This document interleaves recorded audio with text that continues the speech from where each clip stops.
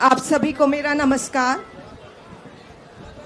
इस अनशन से पहले मैं आपसे कुछ शेयर करना चाहूंगी। अभी कल ही आपके मुख्यमंत्री को बेल मिली। अभी सुबह ऑर्डर अपलोड होना था, ऑर्डर अपलोड नहीं हुआ और ईडी हाई कोर्ट पहुंच गई ऑर्डर को स्टे करवाने के लिए। इतना ये तो ऐसे हो गया as if Arvind Kejriwal is the most wanted terrorist of India. देश में तानाशाही इतनी हद पार कर रही है कि ईडी किसी को लिबर्टी भी नहीं देने के, मुख्यमंत्री के अगेंस्ट वो स्टे के लिए चली जाती है।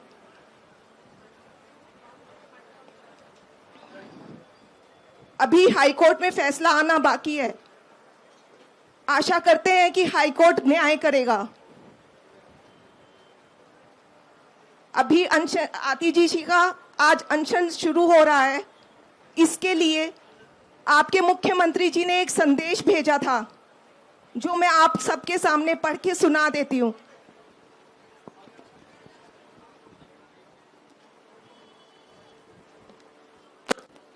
इस बार पूरे देश में भीषण गर्मी पड़ रही है। तापमान 50 पर चला गया है। कहा जा रहा है कि इतनी गर्मी शायद 100 साल में पहली बार पड़ी है। ये किसी के हाथ की बात नहीं है, भगवान की मर्जी है ये तो।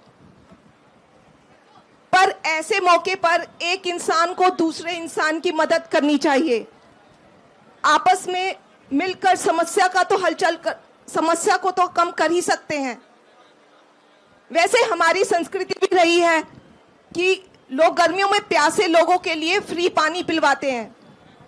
फ्री पानी पिलवाने से बहुत पुण्य मिलता है, आप सब मानते हैं ये सब बात। लेकिन दिल्ली को पड़ोसी राज्यों से पानी मिलता है, दिल्ली का अपना पानी नहीं है। उसी से लोगों की प्यास बुझती है। जाहिर है इतनी गर्मी में प्यास और ज्यादा लगती है, इसलिए और ज्यादा पानी की जरूरत है। हमें उम्मीद थी कि हमें इस मुश्किल के वक्त में पड़ोसी राज्यों का और सहारा मिलेगा, लेकिन इतनी बड़ी मुश्किल की घड़ी में भी हरियाणा सरकार ने दिल्ली को रोजाना मिलने वाला पानी भी कम कर दिया। दिल्ली प्यासी मर रही है। दिल्ली वाले कहां जाएं? हम चाहे देश के किसी भी भाग में रह रहे हो, हमें एक दूसरे की मदद करनी चाहिए। माना कि दिल्ली और हरियाणा में अलग अलग पार्टियों की सरकार है, पर क्या ये वक्त राजनीति करने का है? आप ही बताइए, राजनीति करनी चाहिए पानी के मसले पर? अभी कहीं या तो भूकंप आता है या कहीं देश के हिस्से में किसी में भी बाढ़ आती है, तो हम सब ये नहीं देखते कि ये किस पार्टी की सरकार है। पूरा देश वहां के पीड़ित लोगों की राह जुटाने में लग जाता है। तभी तो हम एक देश हैं।